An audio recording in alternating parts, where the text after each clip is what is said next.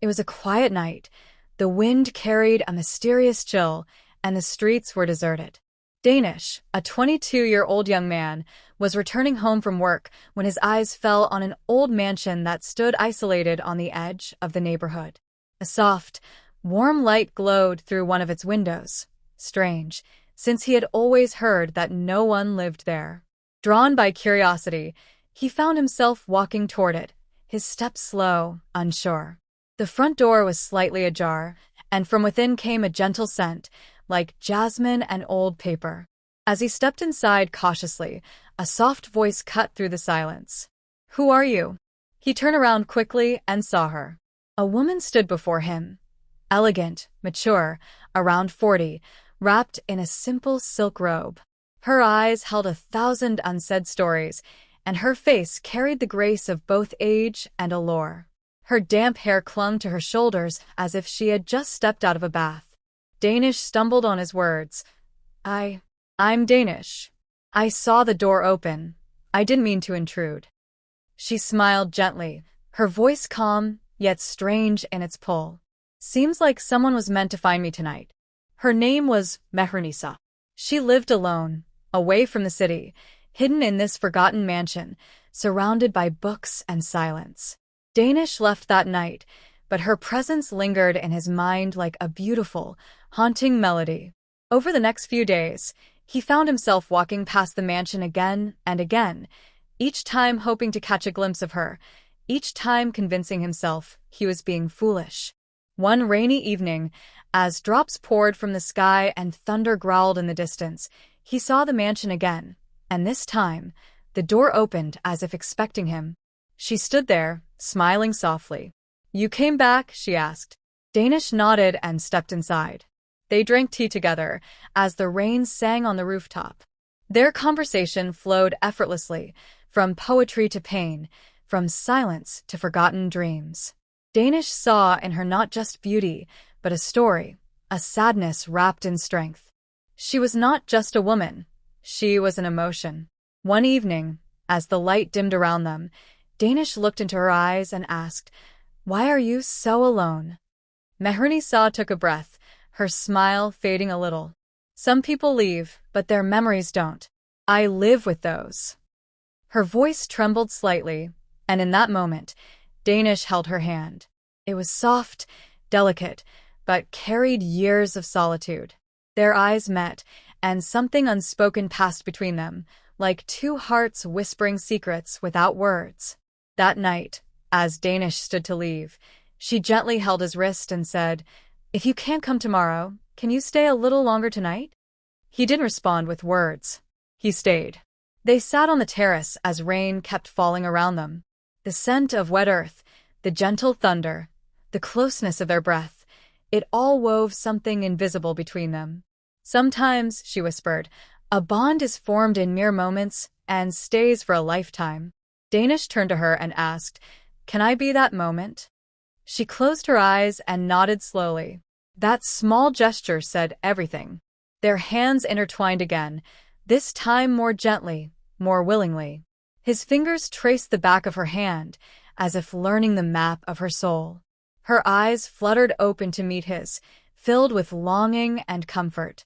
The air around them felt warmer despite the cold rain. Their hearts beat together, not fast, not rushed, just right. As if time had slowed to match the rhythm of something new, something fragile yet powerful. He watched her closely, memorizing the lines on her face, the soft curve of her lips, the way she tilted her head when she listened. She wasn't just a fantasy anymore. She was real, present, vulnerable. He leaned a little closer, not to kiss but to feel. To feel the silence between them that spoke more than any words could. She didn't move away. Her hand gripped his tighter. It was not passion, it was connection. That night didn't end with a confession or a promise. It ended with understanding. As they sat side by side, listening to the rain, a soft smile played on her lips, and for the first time in years, her eyes didn't look so lonely. Danish had unknowingly stepped into her world, and now he wasn't sure he could step out. That one evening had changed everything. Something had begun, something that neither of them planned, but both of them deeply felt. Danish couldn't sleep that night. Every time he closed his eyes, all he could see was her, Mehrunisah's face in the rain, the warmth of her hand in his, the softness in her voice when she said his name. Something had awakened inside him, something deep and confusing, yet undeniably real. The next evening, he returned to the mansion, his heart pounding with anticipation and fear. Would she be there again? Would the door open the same way? As he approached, he found the mansion cloaked in shadows. The door was closed this time, but just as he raised his hand to knock, it opened gently from the inside. She stood there, dressed in a long emerald robe, her hair loose and wild as if she had been waiting for him restlessly. "I wasn't sure you'd come back," she said quietly. "I wasn't sure I could stay away," he replied. She stepped aside and he entered. Inside, the lamps were dimmed, the silence deeper, almost intimate. She poured him tea, but neither of them drank. They sat across from each other, the air charged with something heavier than before. Danish couldn't hold back anymore. "I don't know what this is between us," he said, his voice low, "but I feel it. I can't stop thinking about you. I want to be near you always."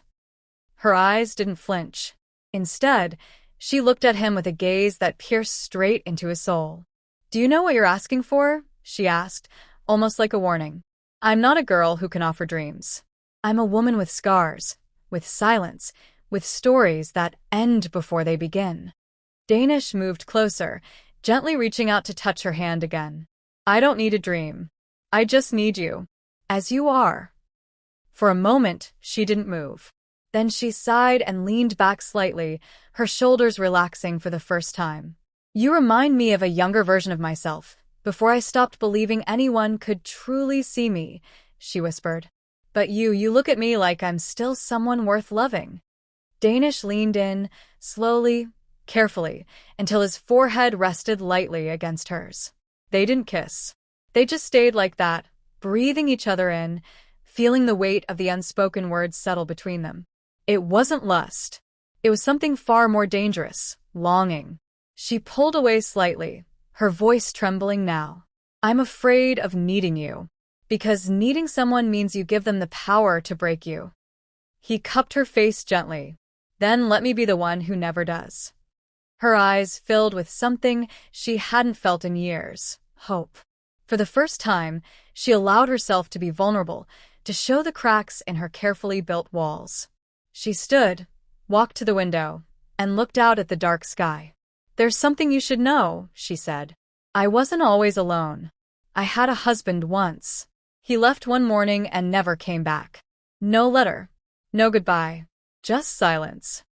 Danish walked up behind her, his voice soft. "I'm not him." She turned slowly to face him. "I know," she said, "but I don't want to lose again." "Then don't," he whispered. "Let me stay." A tear slid down her cheek, and Danish brushed it away with his thumb, his touch so gentle it felt like a promise. She didn't speak. Instead, she stepped into him, resting her head on his chest. He held her, not to possess her, but to protect her. The world outside faded. Time slowed, and in that moment, two broken pieces began to fit together. They spent the night talking, laughing, sometimes silent, sometimes exchanging glances that said more than words ever could. Danish never tried to push beyond what was pure. But there was a tension, a quiet sensuality that hung in the air like an unplayed note. When she laughed, he watched her lips. When he spoke, she studied the curve of his jaw. Every accidental brush of hands, every lingering look, deepened their connection. It wasn't rushed. It was real. As the night crept toward dawn, Danish stood by the door, unsure if he should leave. Mehrunisah came to him, her hand sliding into his. "Come back tomorrow," she said, her voice barely above a whisper.